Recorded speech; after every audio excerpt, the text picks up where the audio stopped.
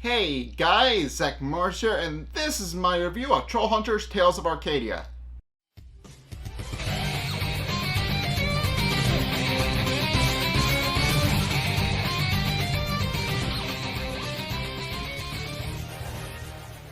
Okay, so this episode is, it's about them, the title of the episode, To Catch a Changeling, kind of gives it away. They're trying to find changelings in Arcadia, and, they don't have, they do eventually find one, but it takes a little bit of work, and also it kind of just adds to the whole stressful situation with Jim and is juggling his day-to-day life along with his troll hunter life, and then overall, this episode just kind of showcases the whole situation of him trying to juggle with that. But in case the episode then proceeds to open up with them, with Jim practicing his sword training, sort of. So what happens is him and Toby went to go get those tacos that they talked about in the last episode, but they went on to go. But of course, after they did that, they decided to actually, do some light practice swings with Jim's sword. So the way they decided to do this was by just gathering up a whole bunch of trash that they had been meaning to throw out, and then just chucking it and then Toby just chucking it at Jim so that he can cut it in half with his sword. And as first things first, they tested with a watermelon, so to just make sure it worked. And sure enough, when Jim's sword goes clean through the watermelon, it explodes in a flash of light and sends pieces of it everywhere. And they do celebrate, pointing out that it slices, it dices. At which point they then proceed Toby, after eating a taco, then proceeds to wonder what else it can shred, and noticing a pile of old magazines that they've been meaning to throw out, he then proceeds to pick those up and get ready to throw them, pointing out that they should probably recycle them, but this is a lot more fun to do. So he then proceeds to throw them at Jim, and once again, Jim throws them and turns them into confetti, which of course they both celebrate about. But it's at this point where Droll actually winds up walking out of Jim's house, having been living in Jim's house for an indeterminate amount of time at this point. He is visibly upset that Jim is just using the sword of daylight to shred trash, which of course Jim tries to play it off as sword training, pointing out that he's just practicing his swinging of swords, but of course Droll doesn't think it's funny and openly admits that the sword of daylight isn't really a toy. It is a sacred obligation that he had been spending his entire life becoming worthy enough to wield. And of course Jim apologizes, realizing that he really upset Droll by using it to shred trash, and to make it up to him, offers to let Droll hold the sword for a bit and have a practice swing. And of course, Droll does perk up a little bit when he realizes that he could probably wield daylight after all. So he picks it up and takes it from Jim, of course. And for a brief moment, he does see his father's reflection reflected in the sword, and he beams at the sword with a moment of pride. But then the sword then proceeds to disappear in a flash of light and returns back to Jim's hand. And Jim profusely apologizes to Droll, pointing out that he completely slipped his mind that only a troll hunter can wield daylight, which of course Droll is visibly disappointed that he'll never be able to actually wield daylight, at least until Jim passes on and he becomes the next one to take the mantle, which of course there are implications that Droll would eventually could in fact become a troll hunter one day, but and we'll get to those. But of course, when he realizes that he will probably never be the troll hunter in Jim's lifetime, he instead realizes that if his destiny is not to become the troll hunter, then his destiny is most likely to train Jim on how to actually properly wield his sword. At which point, he looks through the pile of trash that Toby has collected, and he eventually spies a lamp. And deciding that that'll make a good makeshift weapon, he then proceeds to pick it up, takes the lampshade off the end of it, and then proceeds to swing it around like a sword. And of course Jim is visibly impressed until Droll almost brings it down in his head. Not quite, but also just to kind of teach him some discipline. But of course, Drawl proceeds to point out that the sword is like an extension of his body, and his body is an extension of his eyes, and tells him that as long as he's focused and keeps his eye on the ball, he will always be able to enter and strike down an opponent. And of course, they then proceed to spend several hours where Drawl then proceeds to show Jim several sword fighting techniques. Before eventually, after nightfall, he then proceeds to decide to give Jim one final test, and closes in the distance between them and pins Jim against the house with his lamppost. And of course Jim is visibly confused as to what to do, but Drawl then proceeds to give him advice, pointing out that the Trollhunter armor is an extension of his body, and that it will do what he wills it to do. And tells him to figure out a way to get himself out of the situation he's currently finding himself in, pointing out that he won't always have time to train and prepare, and that sometimes he'll have to be able to think on his feet.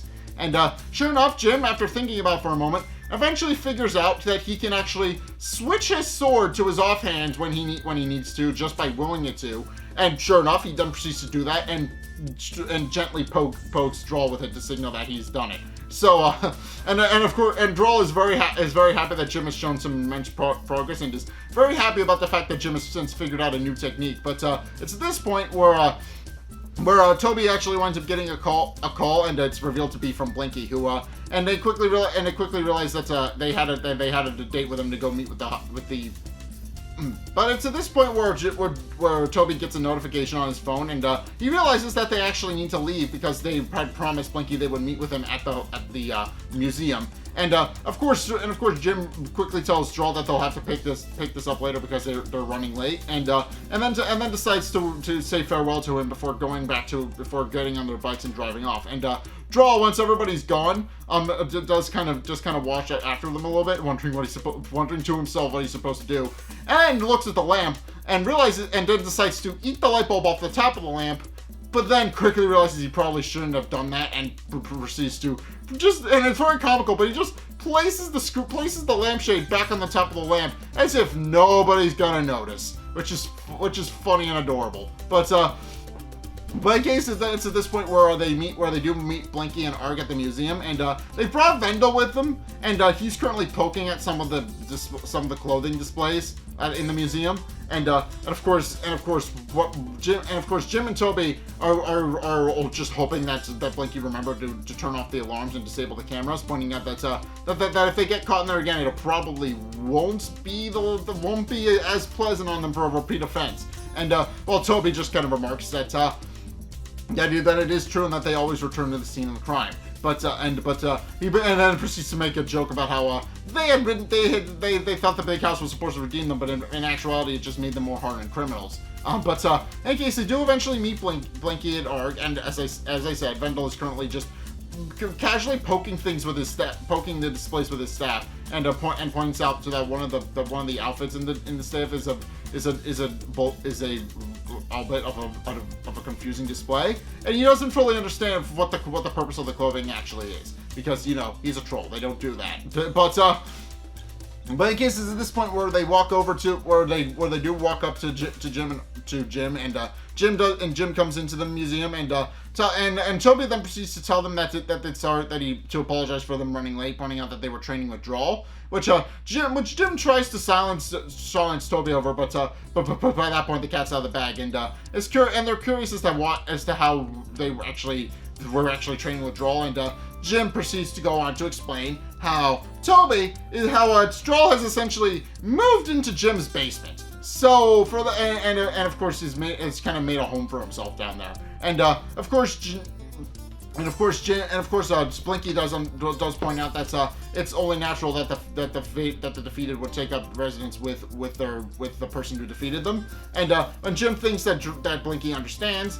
Blinky then proceeds to point out that he understands that it'll only end up in disaster. But it's at this point where Vendel decides to interrupt the conversation, telling them that he wants to actually look into the claims about Killerhead Bridge, and pointing out that that's actually what Blinky and Arga talked about at the end of the last episode, and And of course, they then proceed to tell them that, that of course, they're going to actually, that Jim is going to show them the right away. And of course, Jim then proceeds to lead them through the museum and proceeds to show them to the room where he spied Killerhead Bridge. And sure enough, Killerhead Bridge, there's just a big sheet over what is presumably Killerhead Bridge. And of course, they said that. And of course, Jim is very happy about Jim announces that this is most likely what they were building, and Vendel asks to see it, of course, because he does want further proof. So Jim and Toby try to take the blanket off of what is presumably Killerhead Bridge, but and I say presumably because when Arg actually decides to help them and rips the blanket off for them, it's revealed to have actually been swapped out with an old what is it, Viking boat, and not actually Killerhead Bridge, which of course Jim openly protests about how it should be Killerhead Bridge, pointing out that it was literally right there and he knows he saw it, and of course he even points out that Toby took a picture of it, but Toby also doesn't really help Jim or back him up, pointing out that the picture came out blurry, and they're not entirely sure if it's actually Killerhead Bridge or not, and also points out that they most likely didn't get a good look at it, and it could have been a boat. They're not entirely sure. But of course, this is at this point where Vendel actually turns on Blinky and tells him that he's not really surprised that this has happened, and proceeds to point out that that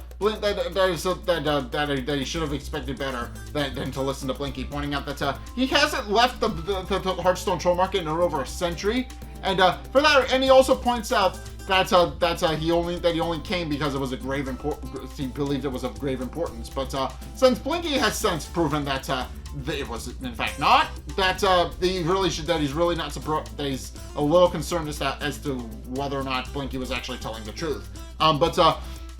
But of course, Blinky insists that it is in fact Killerhead Bridge, and that he believes that Jim actually saw the bridge. But of course, it's at this point where Vendel proceeds to reveal that Blinky has a habit of making conspiracies out of basically nothing, and he points out several previous instances where Blinky has in fact said these kinds of things, where he's in fact created a conspiracy out of nothing. And of course points out that everyone in Troll Market just thinks he's paranoid because he thinks everything's a conspiracy. And of course Blinky doesn't really ease Vendel's mind, pointing out that if it's everyone, then it has to be a conspiracy. But of course Vendel points out that he sincerely has his doubts that the Trollhunters saw anything, and does point out that he's going to go back to Hearthstone Troll Market since they've proven nothing, and does point out that if he actually has something of importance to show him, that he will listen, but otherwise he's just not going to pay attention to them, and that he'll continue to have it, and he just continues to have his doubts about whether or not there's changelings in their midst, if they can't even prove that Killerhead Bridge is actually in the museum. And with that, he tells Arg to escort him home, and Arg reluctantly obliges. But of course, Toby then proceeds to leave as well to come with Arg. And it's at this point, where Jim points out that yes, that he's insisting to Blinky that he did in fact see the bridge and that it was there, and points out that they most likely had moved it to keep it away from prying eyes. But and of course, Blinky points out that he doesn't not believe Jim, but also points out that if he is right about changelings and about Killerhead Bridge being assembled in the museum, it would most likely take a massive army of changelings to actually get the job done. So for that reason, he points out that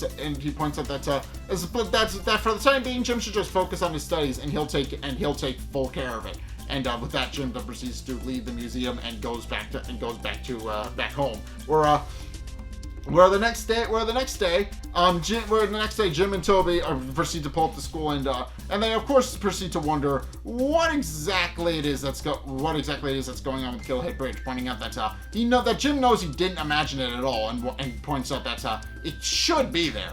But it's at this point where he sees Claire get out of her parents' car, and he immediately shields his gaze from her. And of course, Toby, who had since been wondering who exactly it is that could have been a changeling, then wonders if he's talking about Claire being one. But he then proceeds to point out that no, he just wrote her one of those letters telling her pretty much everything that he wanted to say. And And of course, he points out that he can't really face her now for that very specific reason. So but of course, it's at this point where Jim tries to run in before Claire sees him. But of course, Claire winds up seeing him, and she also greets Toby. But also, it's revealed that she never actually learned his name yet.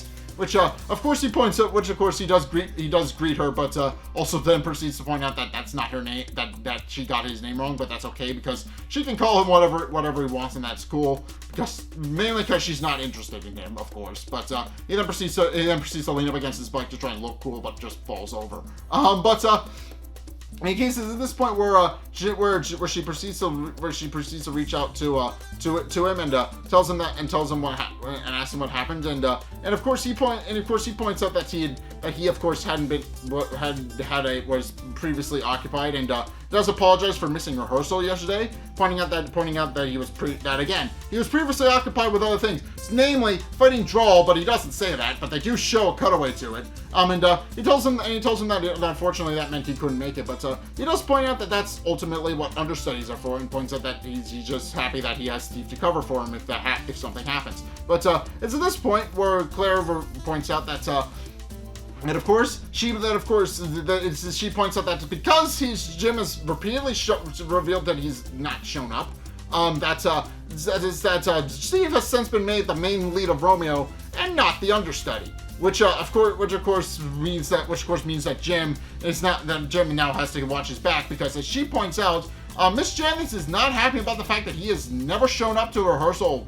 Well, he basically showed up to rehearsal once, and that was it. So she's not, and for that reason, she's not happy about it with him. So she tells Jim to watch his back, and of course Jim realizes that he's in immediate danger because he has algebra with her literally next period, and the bell has already rung. So he quickly realizes that he needs to get into the building and get into her class. And sure enough, he shows up into her class late, and Miss Janet is not happy with him at all, and does not hide her hostility for him, like, at all. Like the first thing she says when he comes in is pointing out that he won't show up to play rehearsals, but he'll come to class whenever he pleases. At which point she insists that he takes a seat up front and proceeds to basically, and of course the rest of the kids do in fact feel bad for Jim. We do see a couple of their reactions as Miss Janet just lays into him and does not really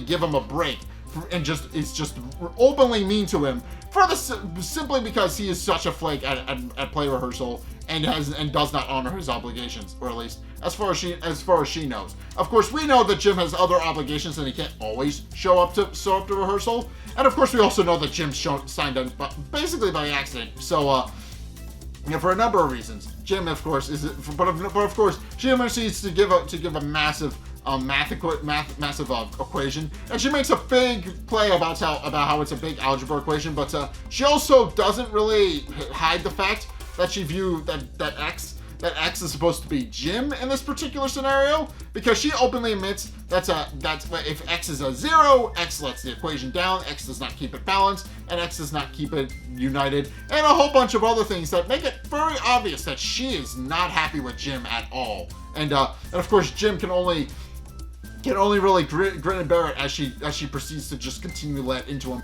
for what is essentially a full 20 to 40 minute school period. So, yeah, not great. And of course, by the time he gets out of first period, Claire notes that he survived, but he points out that it did come at a cost, because now he has a mountain of homework that he openly admits the rest of the class didn't get. So, and it does point out that he's probably not going to be able to do anything, not going to be able to get through all of it, hopefully. But of course, Claire does point out that she did take honors algebra and was mostly good at it. So she points out that for that reason that she'd be more than happy to tutor him, which of course it surprises him, and also he's visibly happy about. But pointing out that for obvious reasons that he's pretty much ruined our play, and he openly admits that he's ruined her play, and he's pretty curious as to why she would even want to meet with someone like that. But of course, she points out that she knows he has other things going on.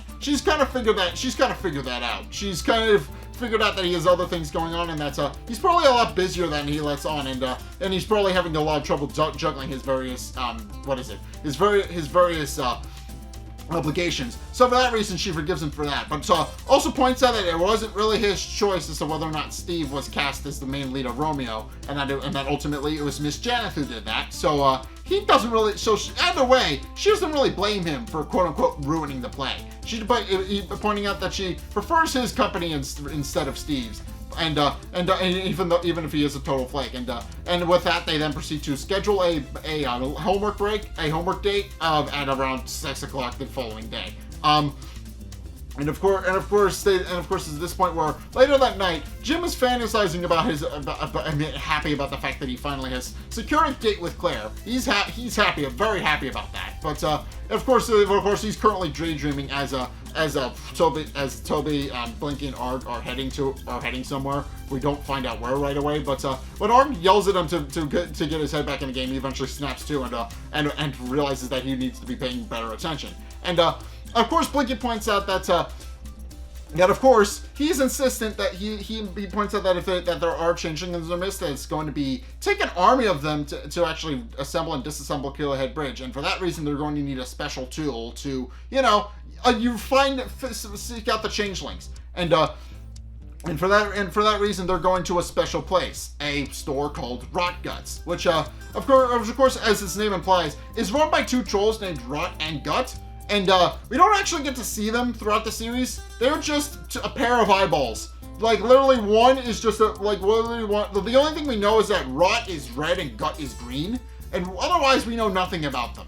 We literally only ever see their eye. That's it. And that's pretty much the whole premise, but of their relationship. But they also argue a lot. Case in point, when they show up, the first thing that they do when they show up and Blinky knocks on their door. You see, Gut is the one to answer the door, even though Rot is usually the one to answer the door instead. And they then proceed to bicker about that. And of course, they then proceed to tell them that it'll only be a moment before they re-answer them.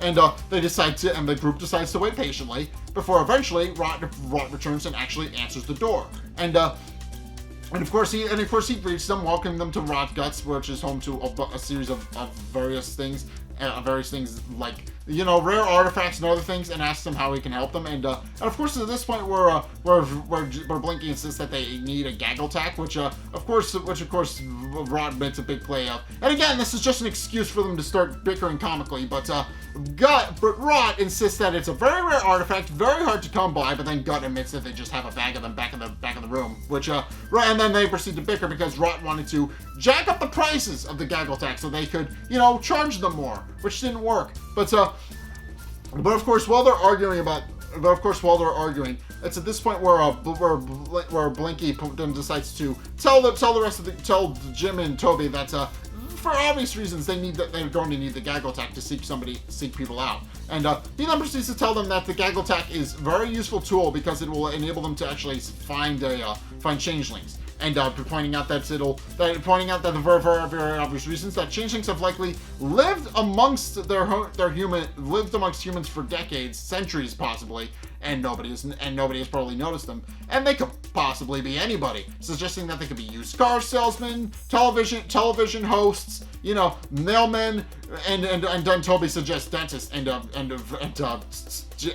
Blinky suggests especially dentists, but eventually, Rot and Gut come back to the door, and then proceed to give them their gaggle tack after Blinky pays them. And what we find out is that gaggle tacks are horseshoes, essentially. That is what they are. And of course, Jim and Toby quickly recognize it as a horseshoe and point out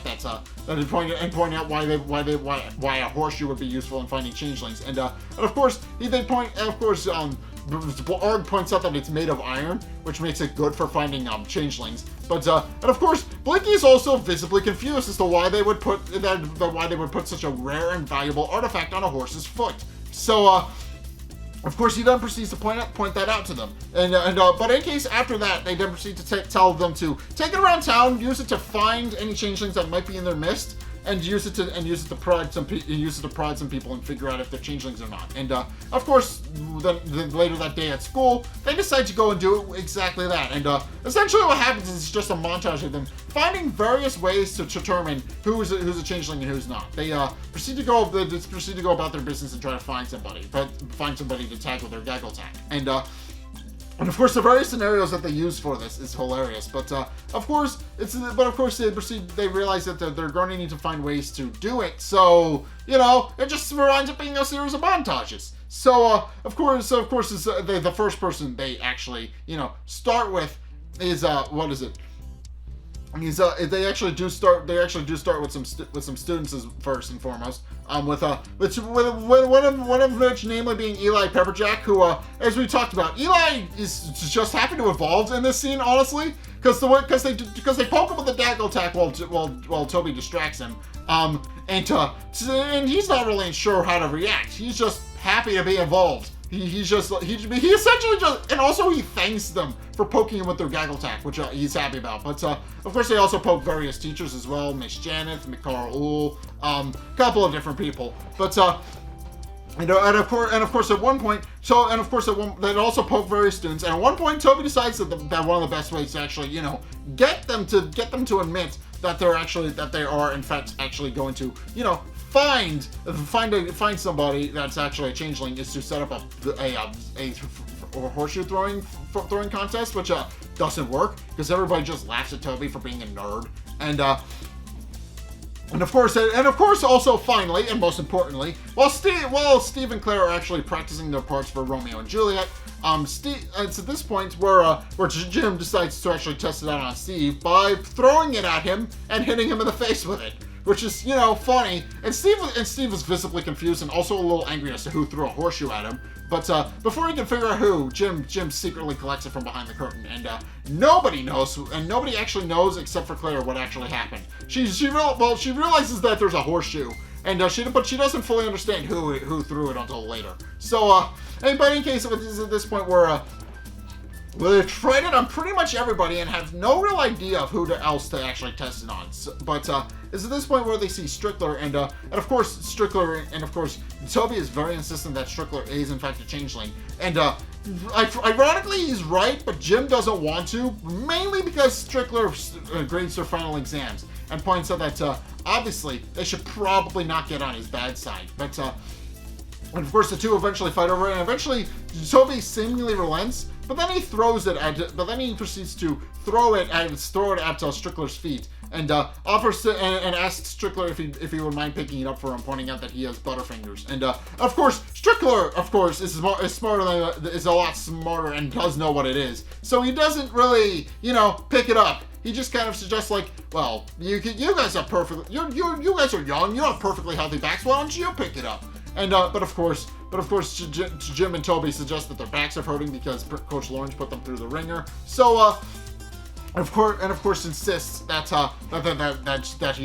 he should just help do them a solid and help a brother out. But of course, at this point where Claire is actually the one to pick it up instead, and it's at this point where she puts two and two together and points out that she just realized Jim was the one who threw the horseshoe at Steve during the rehearsal, and points out that she's not even going to bother asking, which is funny. But of course, at this point where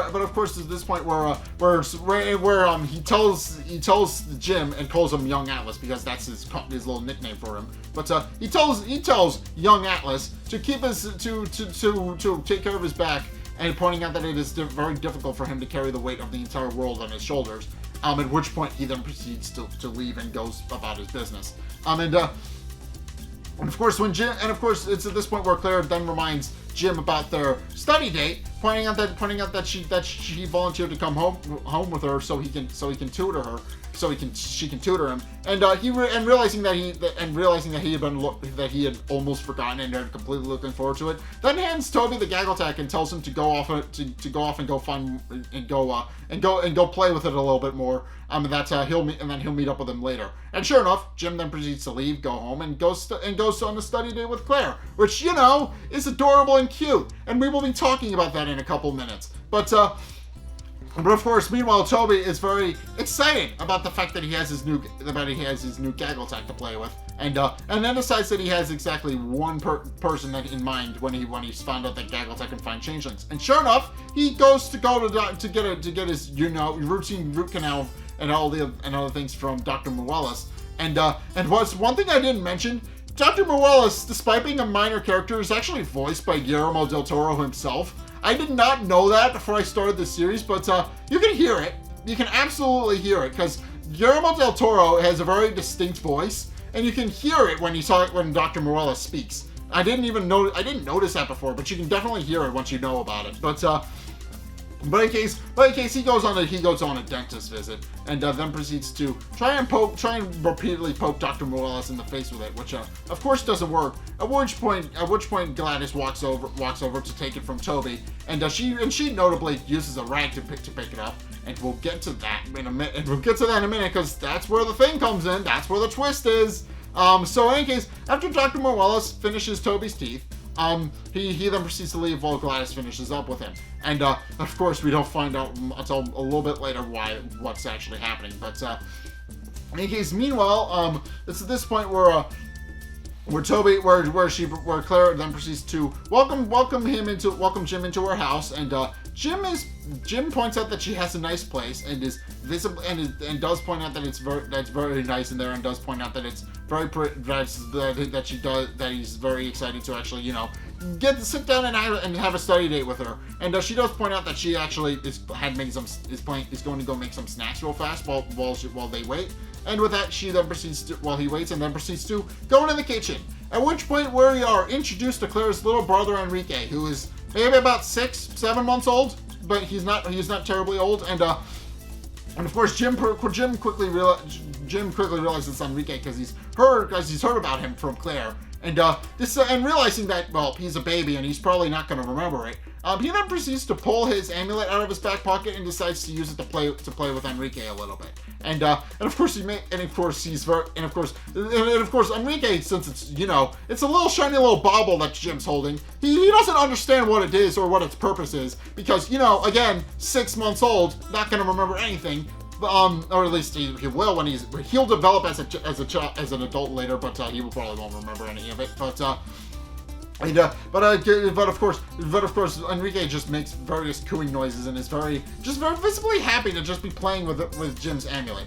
But of course, Jim proceeds to stuff it back in his pocket when Claire comes back with guacamole, and of course she then proceeds to point out that she's actually mixed some milk into it, pointing out that that's a old family recipe, and they then proceed to sit down and eat some guacamole, and Jim notes the size of the bowl of guacamole that she's picked out, pointing out that that is virtually a tub of guacamole, but of course Claire admits that she wishes, pointing out that she would absolutely bathe in a tub of guac.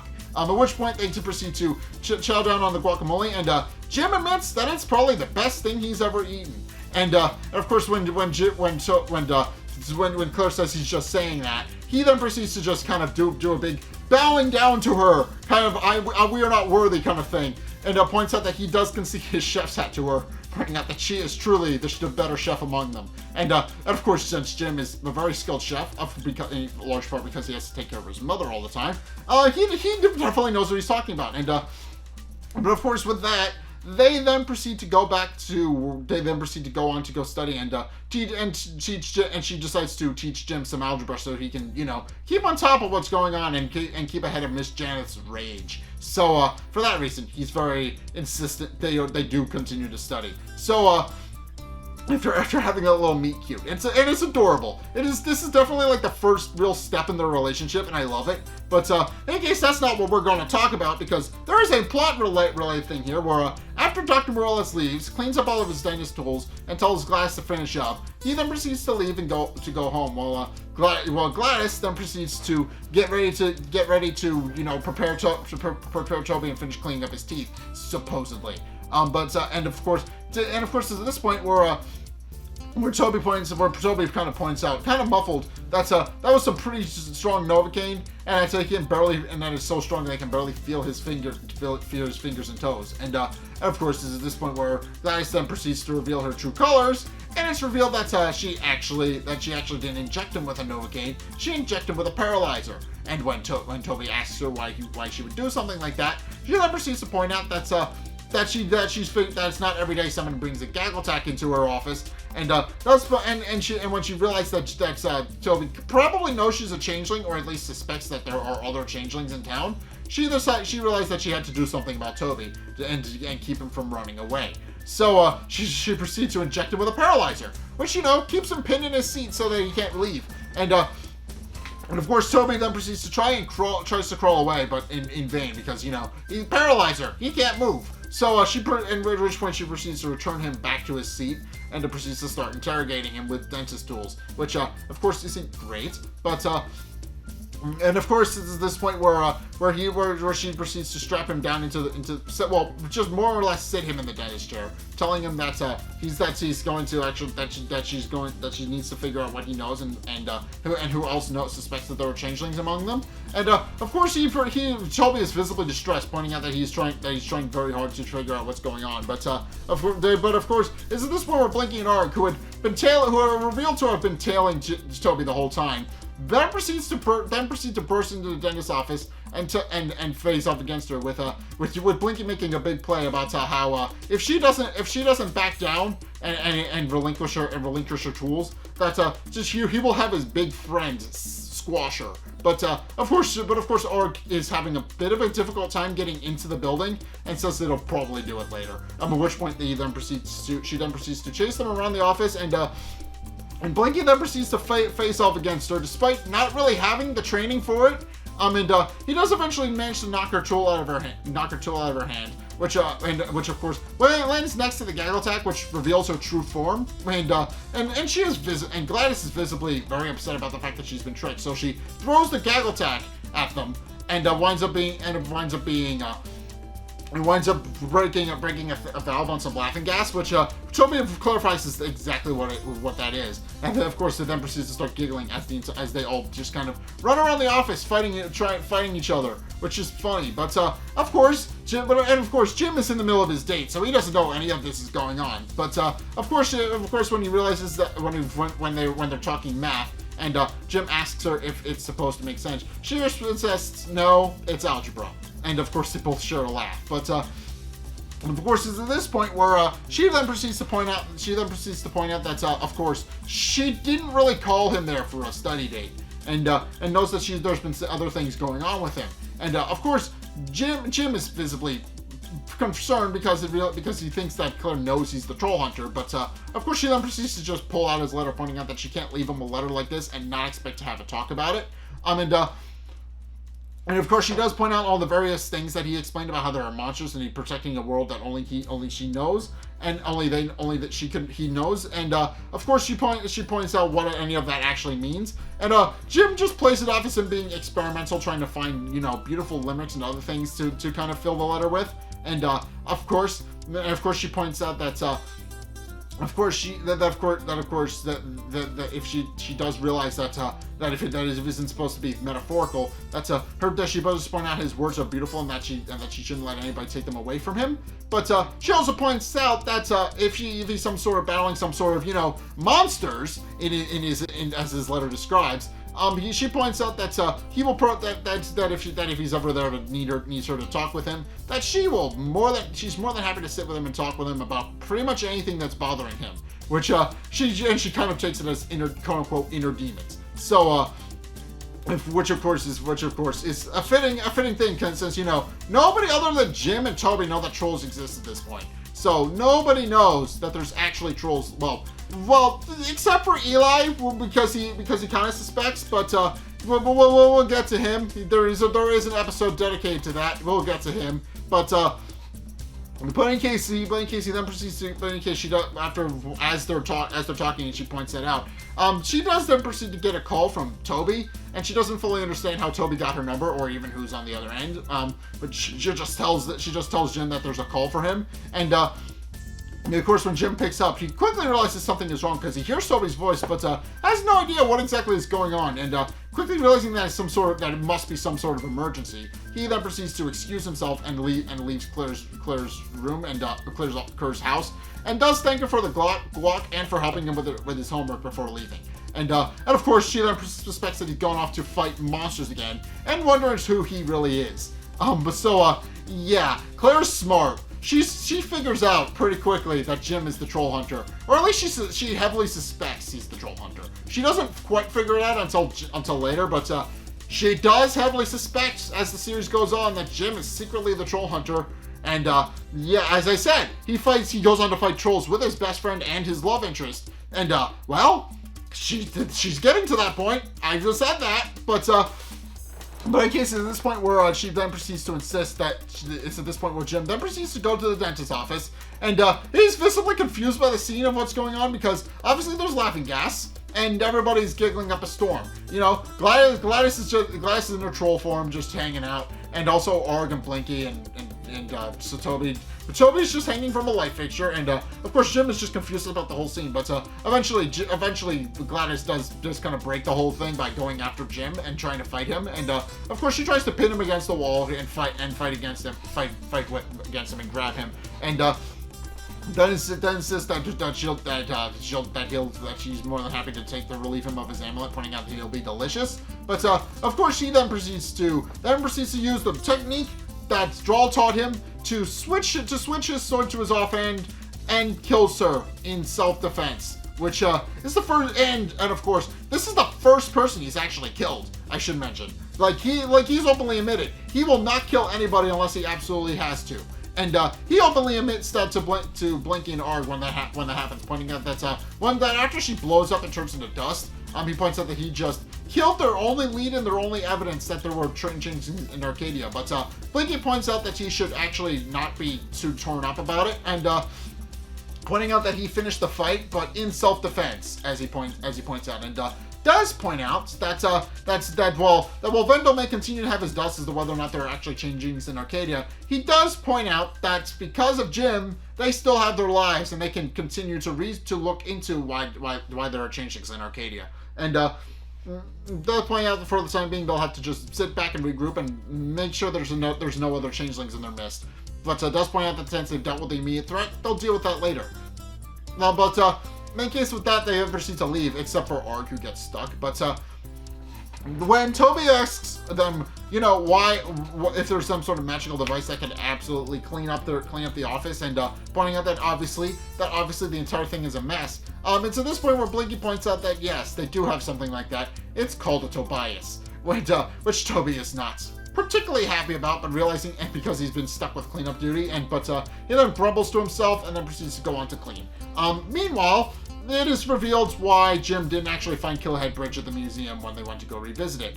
As it turns out, they anticipated that Jim would eventually come back and try to show Vendel and somebody else that changelings are living among them and resembling Killhead Bridge, and of course it's revealed that they just hid them under the tiles, hid them under the floorboards where nobody would see them. And second the coast is clear, and they realize that Jim will now second guess himself as to whether or not he saw Killhead Bridge. Then proceed to pull the goblins then proceed to pull everything out from under the basement and proceed to reassemble them. And of course it's this point where Strickler then proceeds to tell Blue Lord the bad news, telling him that Gladys Grow has been slain, revealing that Gladys' real name was Gladys Grow, but of course, he points out he just doesn't really shed a tear for her, pointing out that she had served her purpose, pointing out that they had gotten the pieces they needed out of New Zealand, which was her job, and points out that for that they no longer had any use for her. And of course, Strickler is visibly annoyed by Bilar saying that, pointing out that he should really take better care of the people under his employ.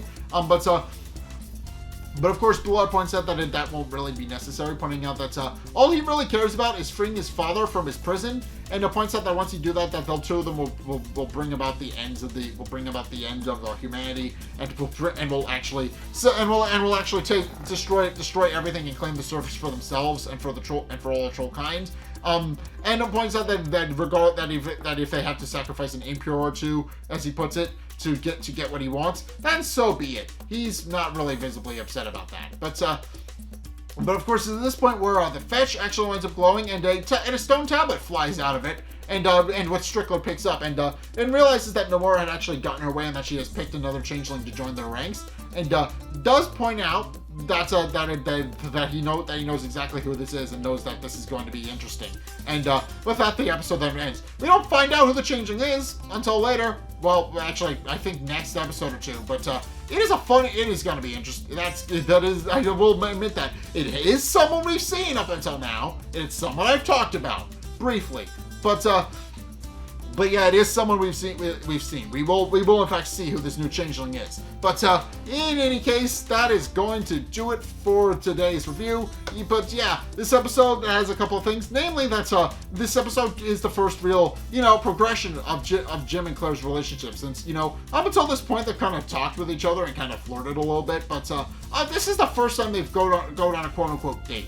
With Claire bringing Jim back to her house to do a study date, which is cute. But in case that is in fact going to do it for today's review. But also this episode is Jim's first real fight. He killed somebody in self-defense. That's the first time he's killed somebody. It's the only, and it's not going to be the last. But he has learned. But it is in self-defense. So you can kind of justify that somewhat. And she was trying to kill them. But yeah, it is the first time Jim has done that, but it is going to be interesting going forward because also the new changeling as well. But we'll get to all of that. But in any case, that's going to do it for my review of Trollhunters. What did you guys think? Let's get a discussion going in the comment section down below or over on my Discord server, link in the description.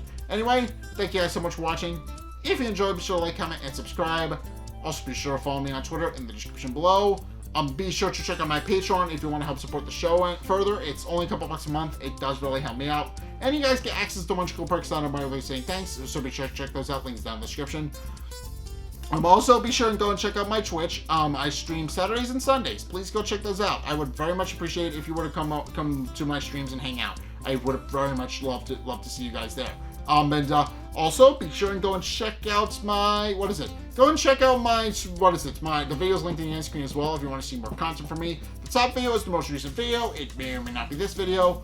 Whereas the bottom video is a video recommended to you based on what you've already seen from me. So, and I still don't know where it's going to send you. Probably more Trollhunters, but I honestly have no idea at this point because, I haven't really reviewed anything with Guillermo del Toro in it yet. So I haven't really reviewed anything that he's made. So I'm interested to see where it'll actually send you. But in any case, yeah, thank you guys so much for watching. As next time, I'll see you guys in the next video. Peace.